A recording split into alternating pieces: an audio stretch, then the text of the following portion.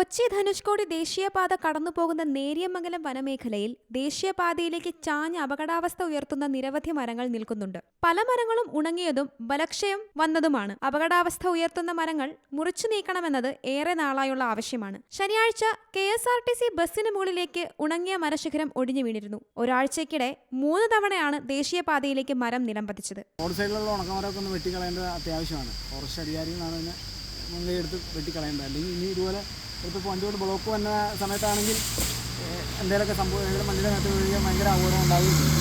പലപ്പോഴും വാഹനയാത്രികർ തലനാടിരയ്ക്കാണ് അപകടത്തിൽ നിന്നും രക്ഷപ്പെടുന്നത്. ശക്തമായ മഴയിൽ ദേശീയപാതയിലേക്ക് മരം നിലംപതിച്ചാൽ യാത്രക്കാർ വനമേഖലയിൽ കുടുങ്ങുന്ന സ്ഥിതിയാണ്. കഴിഞ്ഞ മഴക്കാലത്ത് വനമേഖലയിൽ റോഡിലൂടെ വലിയ മഴവെള്ളപ്പാച്ചിലുണ്ടായിരുന്നു. മരം വീണ് ഗതാഗതം തടസ്സപ്പെടുന്നതോടെ ആംബുലൻസ് അടക്കം വഴിയിലകപ്പെട്ട സംഭവവും ഉണ്ടായിട്ടുണ്ട്. പ്രശ്നത്തിൽ ഉടൻ നടപടി സ്വീകരിക്കണമെന്നാണ് നാട്ടുകാരും യാത്രക്കാരും ആവശ്യപ്പെടുന്നത്.